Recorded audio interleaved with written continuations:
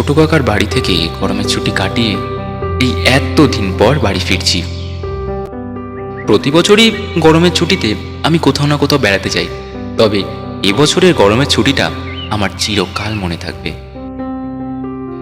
ভাবছেন কেন এরকম বলছি, তাই তো? তাহলে তো আপনাদের একেবারে শুরুর দিন থেকে জানতে হবে। চলুন তবে ফিরে যাই আজ থেকে গত 1 মাস আগে।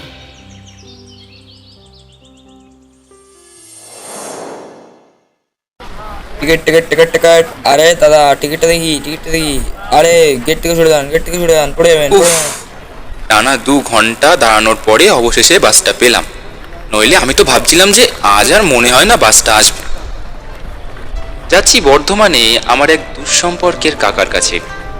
বর্ধমান স্টেশনে নেমে বাকিটা পথ বাসে করে যেতে হয়। কাকা অনেকবারই বাবাকে বলতেন যাওয়ার কথা, আর নয়তো বলতেন অন্তত আমাকে যেন বাবা একবার পাঠিয়ে দেন। এমনিতেই গরমের জন্য কলেজটা 1.5 মাসের জন্য বন্ধ, সেই ফাঁকেই কাকার বাড়ির উদ্দেশ্যে যাত্রা করলাম। নিজের সিটে বসে এরূপ ভাবনা চিন্তা করছি, ঠিক এমন সময় আমার হুঁশ ফিরল একটা কারণে। আমার বসার সিটের প্রায় 2 সিট আগে এক বৃদ্ধ ব্যক্তি আমার দিকে অনেকক্ষণ ধরেই এক দৃষ্টিতে তাকিয়ে রয়েছেন।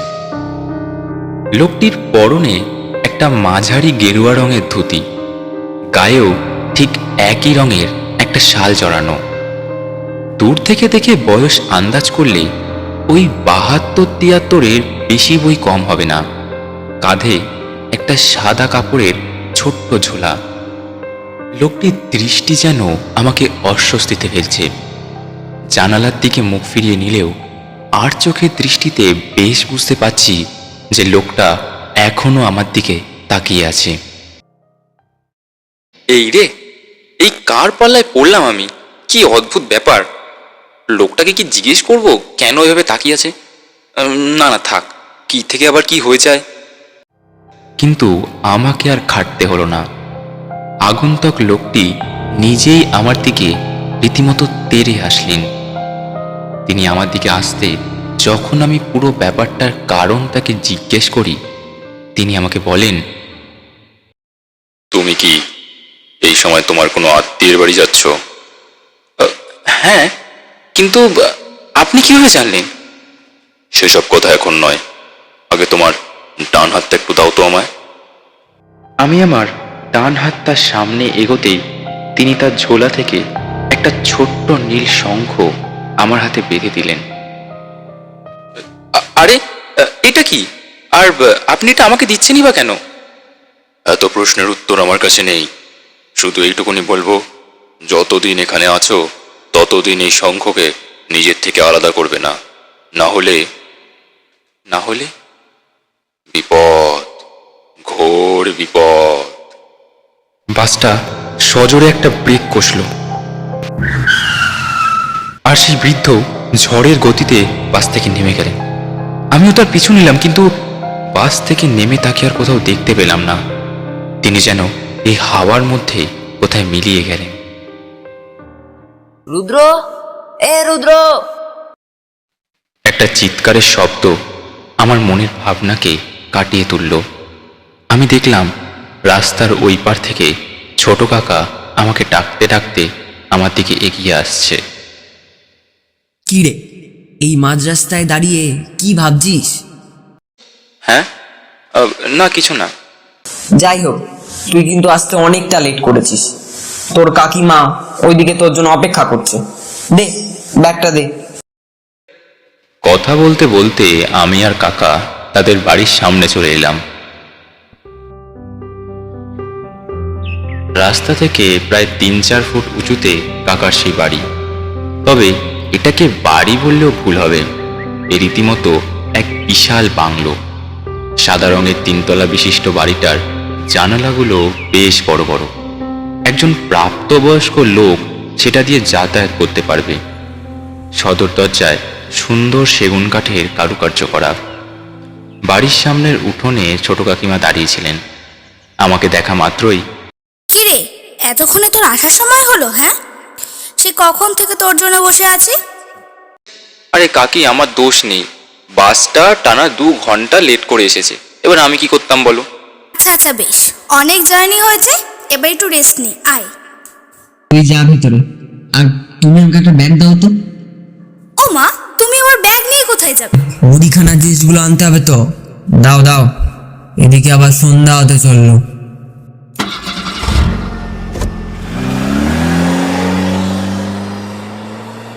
ছোট কাকা চলে গেলেন। কাকিমার আমি যখন বাড়ির ভেতরে প্রবেশ করছি, ঠিক এমন সময় একটা নুপুরের শব্দে আমরা দুজনেই থমকে গেলাম। পিছন ফিরতেই দেখলাম প্রায় 19-20 বছরের একটা মেয়ে, পরনে সাদা সালোয়ার, হাতে 2টো কাঁচের তৈরি চুড়ি, খোলামেলা কালো ঘন কেশ মেয়েটার সৌন্দর্যকে যেন আরো বাড়িয়ে তুলছে। এই গ্রীষ্মের কালো বিকেলেও যেন সেই মেয়েটার রূপ জ্যোৎস্নার মতো অপরূপ আর সুন্দর। আরে শিমুল, হঠাৎ একটা কথায় নিজের ঘোরটা কাটলো। তুই হঠাৎ এই সময়? দেখলাম কাকিমা খানিকটা হাসতে হাসতে সেই মেয়েটার দিকে এগিয়ে গেলেন। না, আসলে তোমার কাছেই আসছিলাম। ও আচ্ছা আচ্ছা বেশ, যাকগে ভালোই হয়েছে, আয় এদিকে আয়। রুদ্র, এ হলো শিমুল, আমার ছোটবেলার বান্ধবী, আর এ হলো রুদ্রনীল, আমার দেওরের ছেলে। আলাপ পরিচয়ের মধ্য দিয়ে আমি এক দৃষ্টিতে মেয়েটার আপাদমস্তক দেখার চেষ্টা করলাম, কিন্তু যখনই আমি মেয়েটার পায়ের দিকে তাকালাম, আমি যা দেখলাম তাতে আমার রক্ত ঠান্ডা হয়ে যাবার জোগাড়। আমার মনে হলো আমার হৃদস্পন্দন যেন 1 মিনিটের জন্য স্তব্ধ হয়ে গেছে। পশ্চিম আকাশে অস্তিত সূর্যের আলো আমাদের পেছন থেকে পড়ছে, কিন্তু সেই আলোতে আমার আর কাকিমার ছায়া পড়লেও সেই মেয়েটার কোনো ছায়া পড়ছে না। কিভাবে সম্ভব? এ তো অবিশ্বাস্য। তা তুমি এখন কি নিয়ে পড়ছো?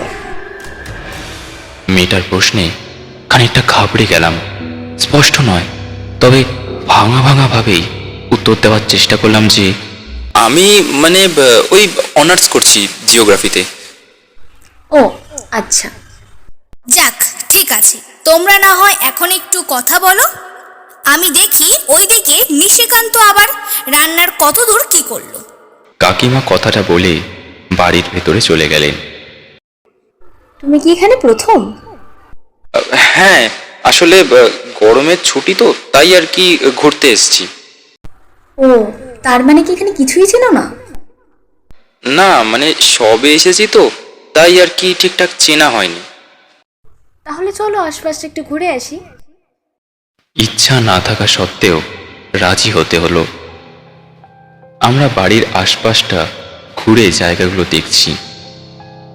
আমি আরও একটা জিনিস লক্ষ্য করলাম যে শিমুলের মাথার কোণায় একটা কাটা দাগ।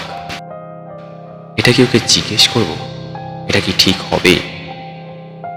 ইতিমধ্যে আমরা বাড়ির পেছন দিকটায় চলে এসেছি, যেখানে একটা বিশাল বটগাছ আর তার ঠিক পেছনেই একটা বিশাল গভীর খাদ। সেই খাদ থেকে একবার যদি কেউ নিচে পড়ে যায়, তবে তার মৃত দেহটাও খুঁজে পাওয়া যাবে না। বলছি, আমরা এখানে কেন? কথাটা শেষ করতে পারলাম না, কারণ পেছন ফিরতেই যা দেখলাম তাতে আমার আর কোনো রকম কথা বলার পরিস্থিতি ছিল না। দেখলাম শিমুলের সেই রূপটা যেন কেমন একটা পাল্টে গেছে। ওর চুল রুক্ষ, হাওয়ায় ভাসছে, গায়ের রং ফ্যাকাশে সাদা, আরো 2টো চোখ। না, ওটা আর চোখ নেই, যেন 2টো জ্বলন্ত আগুনের পিণ্ড। লক্ষ্য করলাম ওর সেই 2টো চোখ, ও যেন আমার ডান হাতের দিকে তাকিয়ে আছে। আমারও নজর সেখানে পড়তেই দেখলাম সেই নীল শঙ্খ, যেটা ওই বৃদ্ধ আমাকে হাতে বেঁধে দিয়েছিল। জানতাম এরম কিছু একটাই হতে চলেছে। পেছন ফিরতেই আরো অবাক হয়ে গেলাম। আরে, এ তো সেই বৃদ্ধ, কিন্তু কিন্তু তিনি এখানে কিভাবে এলেন? আর তার থেকেও বড় প্রশ্ন, তিনি এই খাদের ওপর এইভাবে এইভাবে ভেসে আছেন কিভাবে?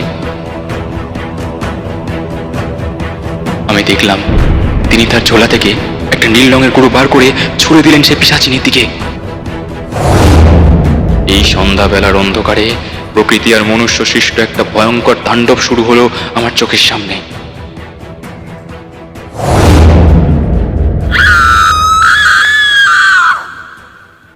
মুহূর্তের মধ্যেই সেই পিশাচিনী হাওয়ায় মিলিত হয়ে গেল। এ কি কি হচ্ছে এখানে? এত সবের মধ্যে চেল্লানোর আওয়াজ শুনে ছোট কাকিও ঘর থেকে বেরিয়ে এসেছে। আমি জানতাম এরকমই কিছু একটা ঘটবে, তাই আগে থেকেই এই নীল শঙ্খটা ওকে আমি দিয়েছিলাম। আমি জানতাম এই পিশাচিনী এখানেই আসবে। তো আমার ছোটবেলার বান্ধবীর মেয়ে, ও আর পিশাচ? ও তোমার কোনো বান্ধবীর মেয়ে নয়, ও এক মায়াবী আত্মা। তোমাকে কথায় বশ করে ও এখানে এসেছে। কিন্তু এ আমাকে কেন মারতে চাইছে? আমি তো এখানে থাকি পর্যন্ত না। জানি এই আত্মার কাছে অভিশাপ ছিল যে এ তখনই মুক্তি পাবে যখন সেই অঞ্চলের বাইরের কোনো সমবয়সী যুবকের হত্যা করবে। তাই ও তোমার পিছনে পড়েছে। অবশেষে আমার কাছে পুরো ব্যাপারটা স্পষ্ট হলো। সবশেষে জানতে পারলাম যে সেই বৃদ্ধ একজন নামকরা তান্ত্রিক। আমাকে বাঁচাতেই তিনি আমায় সেই শঙ্খটি দেন। তবে যাই হোক, সেই দিনের পর থেকে আমি সেই নীল শঙ্খ কোনোদিনও নিজের থেকে আলাদা করিনি।